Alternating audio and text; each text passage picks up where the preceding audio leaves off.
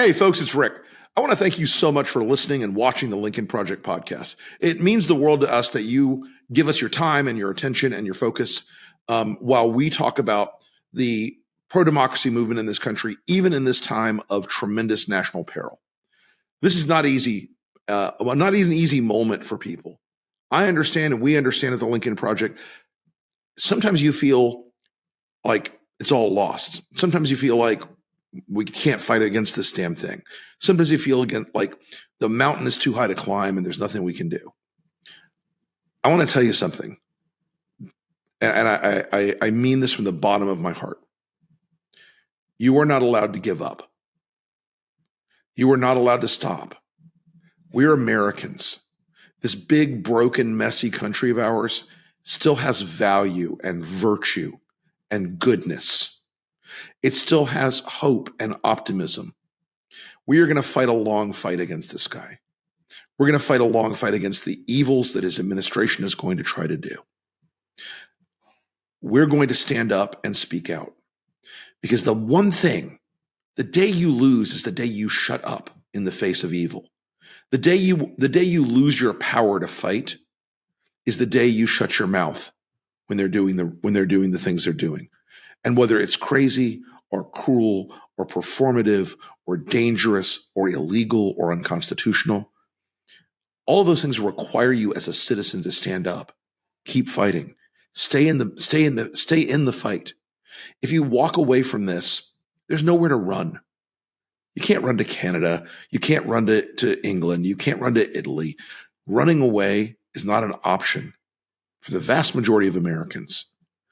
The idea that this country deserves people who will fight for it, I think is still absolutely central to our mission here at the Lincoln Project, and central to my mission as one of that lonely tribe of former Republican conservatives who believe that the rule of law and limited government and restraints on state power and also honor and integrity and dignity and character and compassion were not anathema to conservative values, but central to them.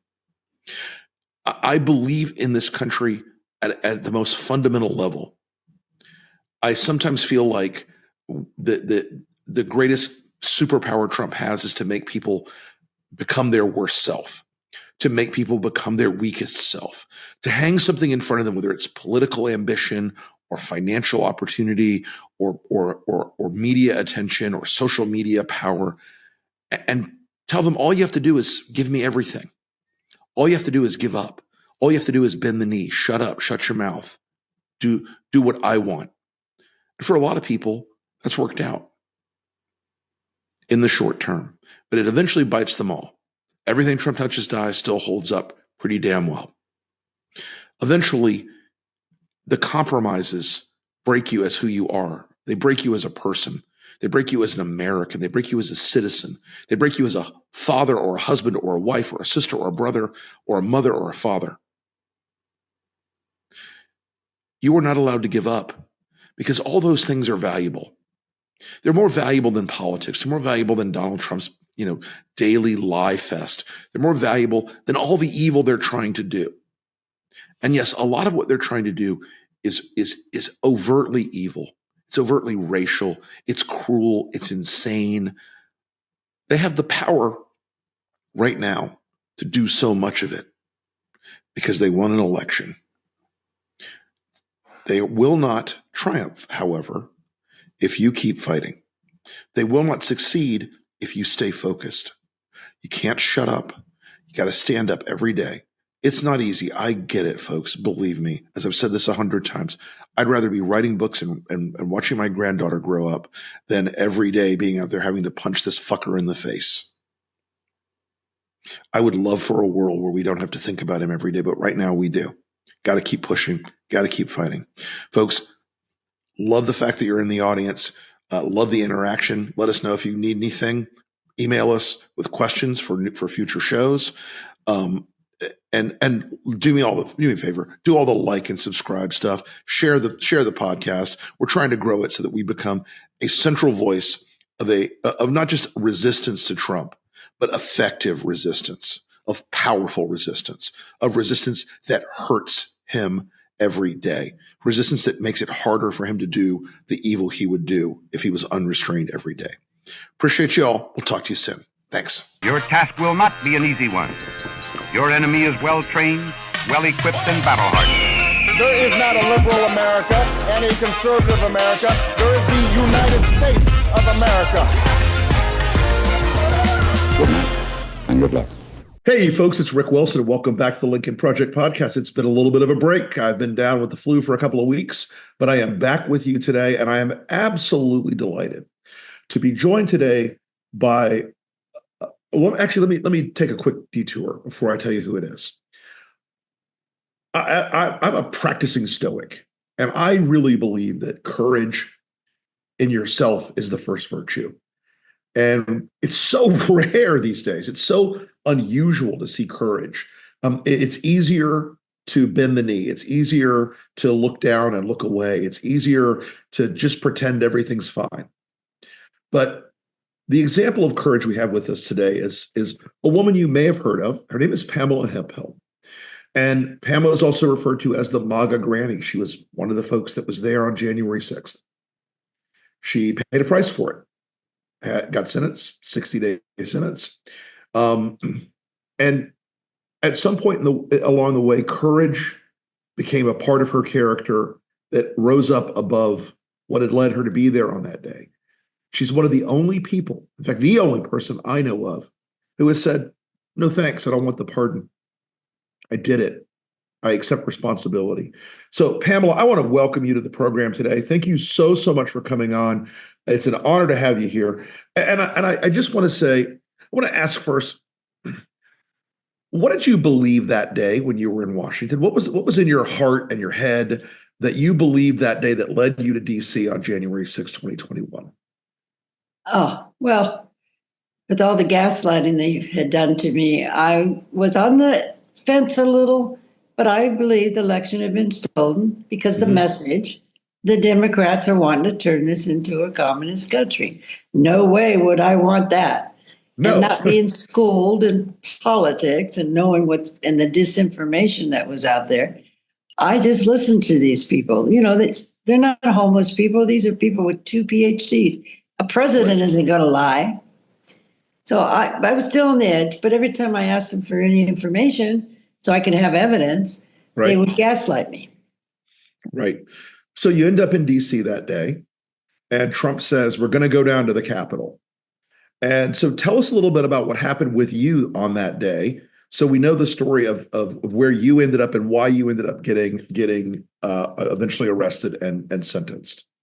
Well, I had gotten there too late because, still under the care of a doctor. I had cancer. And so I got up too late. I got there about 10:30 and I couldn't get through that crowd because I had stitches. And I knew by accident somebody could bump into me. Sure. And I thought, what do I do? So I started walking around asking people, is there any other speakers today? They said, no, we're hearing that Trump's going down to the Capitol.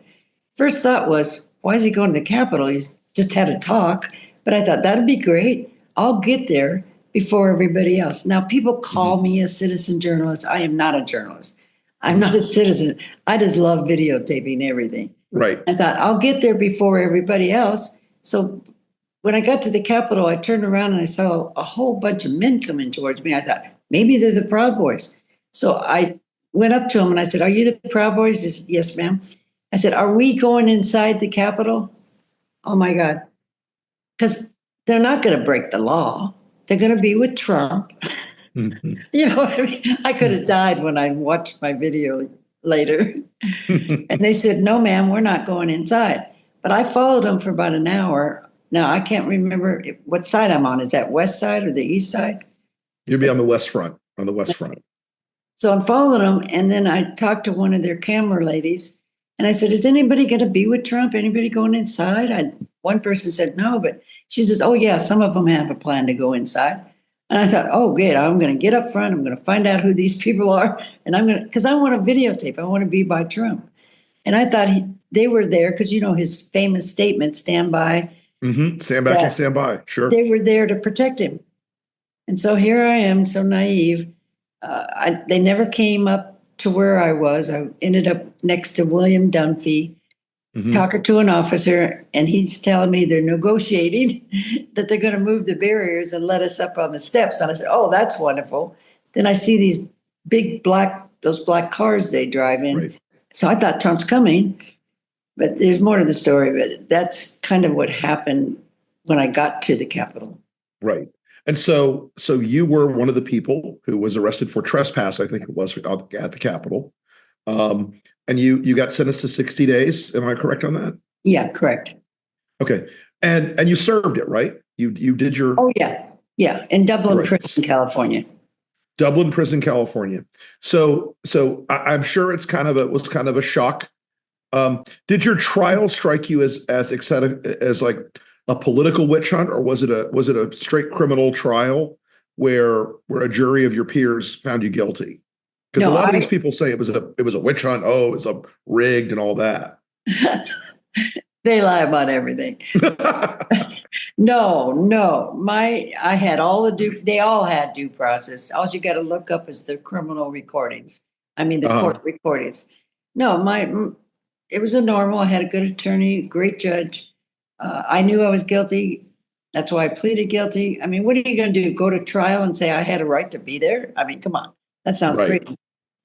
So as you're there witnessing all this stuff, you had a consciousness. You understood at the end that when you get arrested, you're in court, that you had done what they said you did, and you took responsibility for it. Unlike a lot of them who said, "Oh, I'm a political prisoner. I'm this. I'm that." You all went there that day, I think, and you sort of talked about it. You guys were in this disinformation, gaslighting bubble, from Trump himself to Fox, all these other things. What was the moment that changed you, Pam? I'm curious, like, when did you go, "Oh my God, I'm in prison because these blanks lied to me. I can't." What was the moment that sort of like shook you out of that disinformation spell? Actually, it didn't occur for maybe 6 months after coming back from prison. I started the first J6 space on Twitter, now X, and all the J6ers and the Republicans and the families came in. My space was huge. Yep. Trying to support them if the government was overreaching them. I was still MAGA. I was still a victim. And then what happened, Ryan Samsel, a Gateway pundit, put out an article that he had lost his eye in jail. So I knew people and who to contact and got back with everybody saying, "Hey, this is a lie. His gift send and go went up to $40,000. He had not lost his eyeball and he's lying." They got mad at me. And then I brought some more facts because I was researching. I started researching. I want to know both sides. That way you can make an informed, right decision. And every time I brought them facts, they would yell at me. And finally, they kicked me out and started a smear campaign against me. So I started the J6 gaslighting space, and all the sedition hunters, real researchers, people like yourself would come in and give me facts. I remember we talked at one point. So that did it. It said they're lying about everything. We need to push back on their lying narrative. Well, that is, I mean, the big lie of the stolen election led to the medium-sized and big lies about January 6th and about how these folks were treated in the both in the judicial process and in prison, because a lot of them have described their prison experience as like, it's worse than a Russian gulag, it's worse than a Nazi death camp, it's so bad. And these guys are basically mostly middle tier prisoners. So it was their lying that finally caught up and shook you out of that bubble of disinformation. That's very interesting. So this week, obviously, we saw Donald Trump come out with a blanket pardon for everyone who's so far been convicted in the January 6th attack. And you immediately were like one of the first, you're the only person who said, "No, I did it." You took responsibility. And we've talked a little bit about your courage on this, but I want to ask you a question. All those January 6 people that were guilty, were found guilty because they were guilty, who are out now. they've learned nothing from this. They've learned nothing from this experience. What do you think they're going to do and be, and now that they've been released by Trump, and I think sort of empowered by Trump because they've been freed from a sentence they deserved? Exactly. It's so frightening. They've been given a green light. So now those that are going to go out there and peacefully protest against anything that Trump is trying to get out there, and we go out there and protest now, it's going to be very dangerous. I'm so frightened and so scared for the people that are going to try to protest. It's right. They haven't changed. They didn't do anything wrong. So now they're more empowered. Look what they did in the past. It's going to be worse. Yeah, and the core people, the Enrique Terrios, the Stuart Rhodes types, the guys who were overtly violent, the guys who were leading, the guys who were caught on tape bear spraying and hitting cops with clubs and baseball bats and hockey sticks and flagpoles and iron bars. They're all out now. They're all out on the street. And Stuart Rhodes was at the Capitol yesterday. Which shocked me. What did you feel when you saw, one of the ringleaders of this entire operation being squired around the Capitol like he's royalty? All this is like, I can't wrap it around my mind. Am I watching a movie? Is this really happening? It's unbelievable. Of all people, when we have a plaque that's been approved for the officers to be put up in there, and they don't put that up, but they let them in. Oh, I'm so angry. Right. I'm glad I'm not in front of these people right now. How dare you? Well, and it's just discuss it. It's usually, I think, as one should be. I mean, I was talking about this last night on another show, and the idea that you have these members of Congress, many of whom were scared to death of the mob that was in the Capitol. Yeah. Who were scared to death of the Proud Boys and the Oath Keepers and the rest of the crazies that had stormed into that building. They thought they were going to die. Who, at the same time, they were saved by officers like Mike Fanone and Danny Hodges and Harry Dunn and Aquino Ganell and many, many, many, many others. It just strikes me as something that is so dark and it's so hypocritical, because they know that if they say something, in agreement with the facts of the matter, they're going to get ostracized by their movement. You lived that same experience. You said anything critical, and all of a sudden you were thrown off the island. Yeah. Yeah. Well, they got to decide what's more important in this country, or their reputation, or what somebody's going to do to them. I don't like bullies, and so I'll stand up to you in 1 second. Where's your integrity? What's more important, to have peace of mind and know you're doing the right thing than let Trump keep pushing you around and telling you what to do? No, I it's not going to happen with me. Well, God bless you, because you know what? You are you are somebody who, look, I understand how intense that devotion to Trump was. By a lot of the people there, yourself included, and I understand also how strong that message that they beat into people's heads for a generation now of if you vote for Joe Biden, you're voting for Marxism or communism or socialism or whatever ism. I mean, as I always like to say, if Barack Obama and Joe Biden were such great communists, they did a terrible job at it, because we're still a capitalist country, but that idea that you could be thrown out of that. Look, because as somebody who left the Republican Party, was essentially thrown out because I opposed Trump. As a conservative, you saw that same thing, that social ostracization that happened to you. People you thought were your allies, your friends. Once you asked them to believe in the truth rather than just in Trump, they turned on you. Yeah, I'm glad they did. You want to be a part of that kind of thinking and ideology, and people that are lying and dividing people and destroying our country? My hat's off to you. Stay with them. I'm not going to. These people, we have the facts and evidence that the J6 narrative has to continue to be pushed back on that it's all propaganda. None of it is true. Not one thing they say. You can put out what they say. Like there's so much. Right. It's not true, and I have gotten the evidence. And you want to stay in denial for your own benefit, for your own money, prestige? Shame on you! Shame on you! Well, that is an instinct that people in this country have lost. I think in our politics is shame, and Trump kind of demands that of these people. It's sort of a demand that they be shameless, that they be unafraid to be, to lie to themselves and lie to everybody else.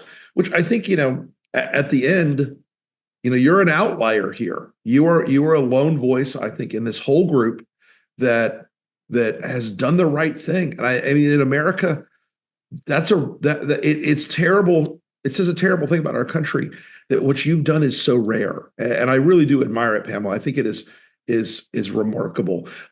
So tell us a little bit about yourself, Pamela. How did you become involved in MAGA? What's your story? What's your life?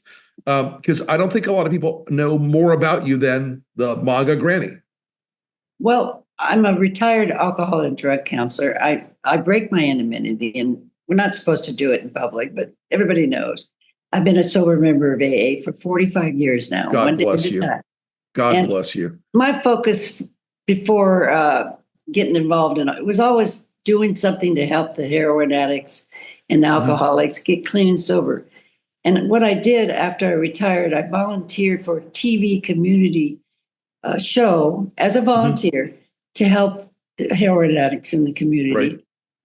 And MAGA Girls had heard about me. Now, MAGA Girls were in every state. They're not a per se organization, but they all have their MAGA Girls.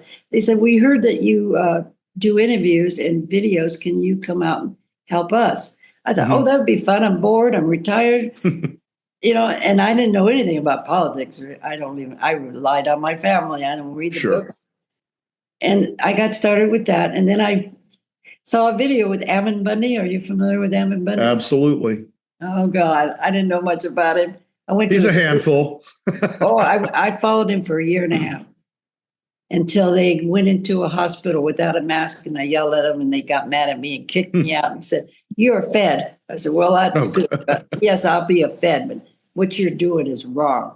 And they were going to officials' homes. I mean, come on. And then I found out his background. I said, I can't be a part of this. This is far, far right garbage. And then the election came around. But you start to feel like a family.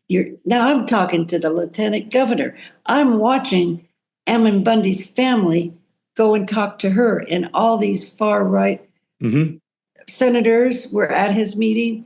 Why would they be lying to me? It's not like I'm listening to homeless people. Right. These are people with 2 PhDs. And so I just fell into all the propaganda and what they were sharing. And, now I look back, oh my God, I lost my critical thinking. I'm vulnerable. I'm like the average person that's not educated in politics. I'm educated in addiction recovery. And I didn't know, and I didn't do any research. I didn't know there was a disinformation war going on out there. And we need to bring that more up front. Let people know you got to check the fact checkers today. It's so bad. Absolutely. And that's part of my story. Well, I think the arc of what you discovered about yourself in this is that, every time your instinct to do the right thing touched you or woke you up a little bit, I think you got closer and closer to realizing what that disinformation matrix was around you, because it turns out it wasn't about communism. It turns out it wasn't about socialism. It turns out it wasn't about some crazy conspiracy theory. It turns out it was about a bunch of people who set out that day to overthrow an election and to use violence to do it. And you realized it. And again, it is so rare in America and so admirable to see somebody take responsibility when they've done something and to change their life around it. And I think in some ways that sort of reflects like the AA journey for people. You 45 years, you've had to be self-critical, and you've had to understand the circumstances that would be problematic for you. And I think there's almost like an approach to that in in helping some of these folks in that MAGA bubble deprogram themselves or reprogram themselves to be functional Americans again. It's been difficult because the famous statement from Trump, they're coming after me, but they're really coming after you. That's right. Scares people. I'm your savior now. Yeah. And I'm even been sent by God. Oh my God, that's the worst. Yeah. I'm sorry. Yeah. You weren't sent by God. Matthew 21:8-9, I believe it is. Don't think you're sent by God. It's just not. No, I don't think so. Yeah, that's a little presumptuous. So then the gaslighting, with Trump, and the love bombing. Remember on January 6th? Sure. You're good people. We love you. Oh right. My God. So yeah, it's all classic cult programming. Yeah. Well, Pamela, I want to ask, where do you see things going forward from here? What are you going to do, and what do you want to do, and in terms of speaking out from here? What's your dream going forward from here about your role in this ongoing dialogue about January 6th and about this movement? Well, right now, I really like to get in front of Congress. I don't know if you read my letter. I haven't. I saw it. Yep. I want to read that letter. I want to see the Capitol Police officers and tell them how sorry I am for being there that day. And you are the heroes. They saved my life that day. I wasn't breathing when they knocked me down on the steps, stepped on my head. 2 officers pulled me up and put me behind them, and I would have been dead. And they need our honor and our respect. And then after that, if I can be invited to the Democrat Party to speak anywhere to help within reason, Sure. Just keep my finger in there a little bit. Well, Pamela, I can't put you in front of Congress, but I could probably connect you, because I've become friends with some of the guys that were there that day, and I could probably connect you with that. I'll talk to some people, and we'll see. Maybe we'll have another show where we get you guys all together and have that conversation, because I'm very moved by your commitment to that, and I think that's an amazing and very human thing to do. Well, thank you. I have been contacted by someone. Okay. From Congress. Good. So good. I'm waiting to see. So okay. I can't put out the name yet. So. Sure. Oh, no. Keep it on the low. I want the world to hear the truth about January 6th. And they ruined that word, truth, not their truth, the facts. Right. Well, I think keep speaking out, Pamela. Keep telling the truth about this, and keep telling your story, because I think it is incredibly inspirational, incredibly important. And I'm so proud to know you, and I'm so proud to call you a friend. And I really hope for all the best for you. And you let me know if you need anything. And let's keep this conversation going, because I really believe that courage is contagious, and one person showing it can spread to another and another and another. So thank you. I study historic too. Thank you so much, Pamela, for coming on the Lincoln Project podcast today. I really appreciate it. Thank you so much. We will talk again very soon. It's been an honor. Thank you. Thank you.